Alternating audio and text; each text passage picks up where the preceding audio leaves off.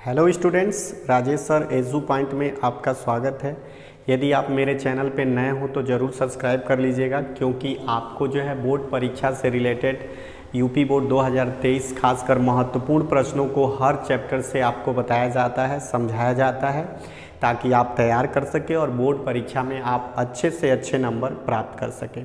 तो इस बार जो मैं पिछले वीडियो में आपने पढ़ा था कि अम्ल क्या होता है, मैंने आपको विशेष रूप से बना करके उस वीडियो को बता दिया था कि अम्ल क्या है। अब आपको मैं बताऊंगा इस बार क्षार क्या है, इसकी प्रकृति क्या है, ये धातुओं के साथ अभिक्रिया करके क्या बनाता है और इसे अगर जल में डाला जाए तो क्या होता है। तो ये सब हम लोग इस बार पढ़ेंगे। तो इसमें आप ये देखिए कि आपके बोर्ड परीक्षा काफ़ी नज़दीक है। अगर आप मजाक कर रहे हो, अभी तक आप सो रहे हो, तो याद रखिएगा सोना थोड़ा कम कर दीजिए, क्योंकि बोर्ड परीक्षा में आपको जाना है। अगर आप मजाक कर रहे हैं तो अपने ही ज़िंदगी के साथ मजाक करेंगे, आपके बगल वाला लड़का टॉपर बन जाएगा और आप हमेशा के लिए उसी गांव में या उसी शहर में शर्मिंदगी से सर झुका के ज़िंदगी बिताएंगे, क्योंकि कभी भी कोई भी बच्चा भी उंगली उठा सकता है कि तुम तो यार 10वीं में फेल हो। तो यार अभी भी आपके पास समय बचा हुआ है कि पढ़ लीजिए। परीक्षा मार्च में है और समय कम है, और जो है जब ही जागो तभी सवेरा, अभी भी जाग जाओ, मैं ये आपसे कहूँगा। तो चलिए हम लोग स्टार्ट करते हैं कि आज जो है क्षार मैं आपको पढ़ाने जा रहा हूँ। आपको पता है क्षार क्या होता है?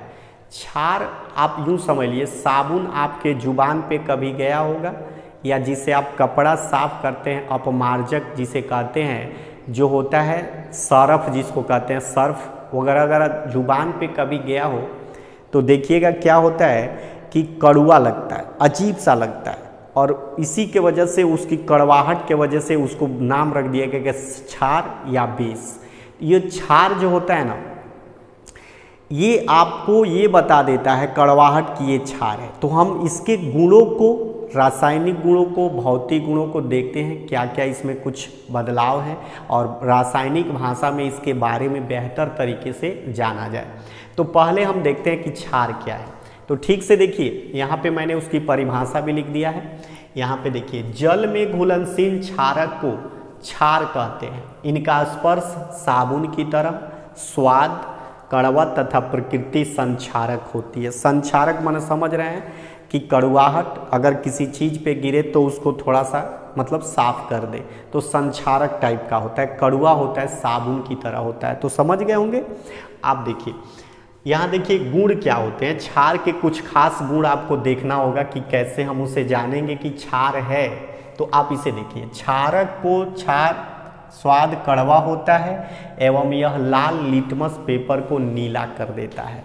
लाल लिटमस पेपर को नीला कर देता है। इसके पहले आपका क्या था, आपका पिछले में पढ़े थे आप, लाल जो पढ़े थे, नीले लिटमस पेपर को लाल कर देता है, उसे हम क्या कहते हैं, क्या बोला जाता है उसको, तो उसे अम्ल कहा जाता है। लाल को नीला कर दे रहे हैं, उल्टा हो जा रहा है। वहाँ नीले से लाल, अम्ल में नीला से लाल पेपर हो जा रहा था, और यहाँ लाल से, देखिए यहाँ पे लाल से नीला हो जाता है। यानी अगर हम इस क्षार को उस पेपर पे अगर रखेंगे, नीले पेपर पे लाल पेपर पे, तो क्या बन जाएगा, नीला बन जाएगा। तो आप कैसे पहचान लेंगे कि ये क्या है, तो क्षार है।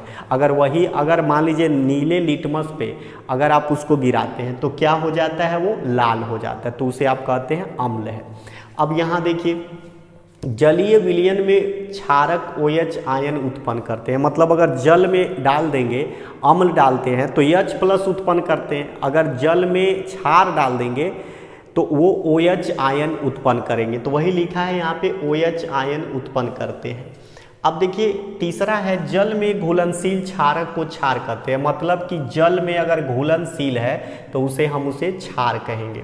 जल में क्षारक मिलाने पर OH आयन की सांद्रता प्रति इकाई आयतन में कम हो जाती है, जिसे क्षारक तनुकृत हो जाता है। समझिए, तनुकृत मतलब कि अगर जल में आप मिलाते हैं क्षार को तो क्या होगा, थोड़ा कम होगा ना, उसकी क्षारीयता कम हो जाएगी, क्योंकि जल तो उदासीन है और उसमें जब क्षार को मिलाएंगे तो थोड़ा उसकी कम हो जाएगी। इसीलिए OH का मान जो है, वैल्यू जो है घट जाएगा, यानी कि आयनों की संख्या घट जाएगी। ऐसे ही अम्ल में भी होता है कि अम्ल अगर जल में मिलाएंगे तो जल तो भाई उदासीन है, आप मिलाएंगे तो उसकी क्या करेगा, आयनों की संख्या घटा देगा, तो इसीलिए वो भी तनु हो जाता है। तो इस तरह से तनुकृत हो जाता है। ठीक है, अब हम लोग देखेंगे कि इसमें प्रबल क्षार में OH आयनों की संख्या अधिक तथा दुर्बल क्षार में कम होती है।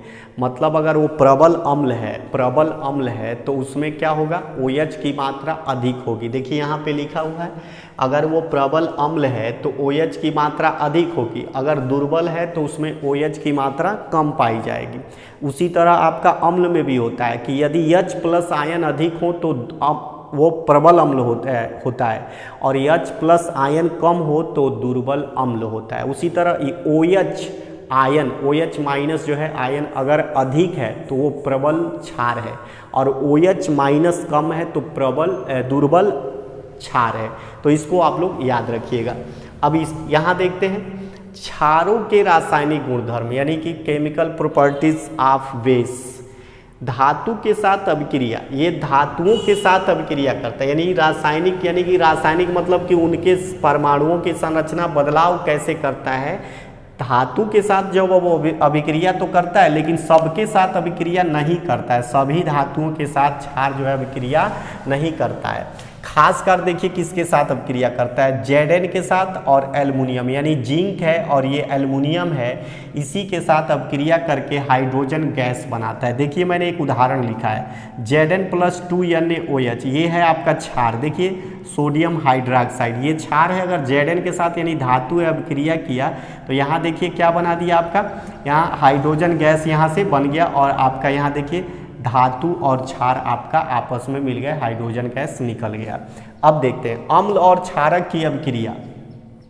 तो मान लीजिए आपने देखा कि अगर वो धातु के साथ अभिक्रिया किया तो दूसरा अगर अम्ल और क्षार की अगर आपस में अभिक्रिया हो तो क्या बनते हैं। तो याद रखिएगा अम्ल एवं क्षार परस्पर अभिक्रिया कर लवण एवं जल बनाते हैं। जब अम्ल और क्षार को मिला दीजिएगा तो क्या बन जाएगा, लवण और जल बन जाता है। इस क्रिया को हम बोलते हैं उदासीनीकरण अभिक्रिया। ठीक है, और एक तरह से आपका ये भी है कि अम्ल और क्षार करके हमेशा अभिक्रिया करके लवण और जल बनाते हैं। तो ये आप याद रखिएगा, भूलिएगा मत, बहुत इंपॉर्टेंट प्रश्न है ये सब।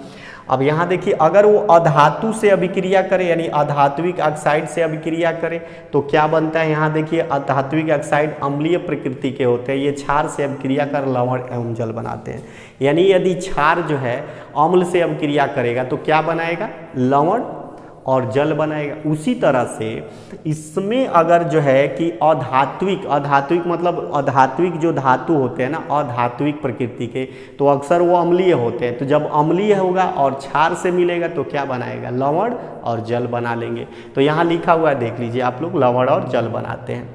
अब यहाँ देखिए उदाहरण भी आपको दे दिया गया है कि अगर आप देखिए ये चूने का पानी है, ये क्षारीय है, कार्बन डाइऑक्साइड इसमें प्रवाहित किया गया तो वो चूना हो जाता है, सफ़ेद रंग का अवक्षेप प्राप्त होता है और जल मिल जाता है। ये लवण हो जाता है अवक्षेप और ये जल बन जाता है। तो ये हो गया अधात्वीय टाइप के।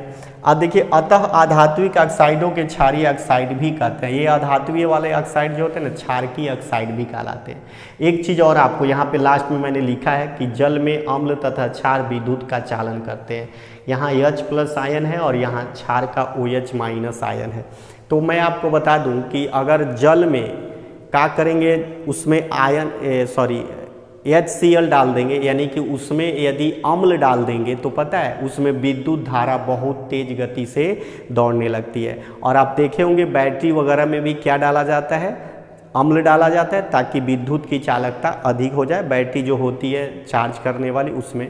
और आप देखे होंगे कि अगर मान लीजिए क्षार वगैरह भी मिला दें तो उसमें अगर नमक वगैरह डाल दें तो उस पानी में भी विद्युत की चालकता बढ़ जाती है। दोनों मिला दें तो H+ अलग हो जाएगा, OH अलग हो जाएगा, उसमें धारा प्रवाहित होने लगती है। तो इस तरह से ये विद्युत के सुचालक भी कह सकते हैं। अम्ल और क्षार विद्युत की सुचालकता क्या करते हैं, बढ़ा देते हैं। तो ठीक है, इतना आज तक था। आप अगले वीडियो में हम आपके साथ फिर मिलेंगे तो उसमें आपको लवण बताया जाएगा, उसके गुण बताए जाएंगे, फिर कैसे हम समझेंगे चिन्ह, मतलब कि कैसे हम जांच कर सकते हैं कौन अम्लीय है और कौन क्षारीय है, कुछ बिना जुबान पे रखे, आप कुछ भी नहीं ना जुबान पे रख के चेक करेंगे कि ये अम्लीय है कि क्षारीय है। तो उसके लिए कोई चीज़ चाहिए ना, हो सकता है दुर्घटना हो जाए, खतरनाक चीज़ मुंह पे डालने और आप चल बसे, तो उससे क्या फ़ायदा। तो इसलिए कुछ सूचक चीज़ें होती है जिसको हम जांच कर सकते हैं जिससे कि ये अम्लीय है और ये क्षारीय है, तो उस सूचक के बारे में भी हम लोग पढ़ेंगे। उसके बाद पीएच मान वगैरह निकालेंगे। तो फिर मैं एक बार और कहूँगा आपसे कि अगर मेरे चैनल पर नए हो तो ज़रूर सब्सक्राइब कर लीजिएगा, वरना आप बाद में बहुत पछताएंगे, क्योंकि इस पर वही चीज़ पढ़ाया जाता है जो आपके बोर्ड परीक्षा से रिलेटेड होते हैं और महत्वपूर्ण प्रश्न होते हैं।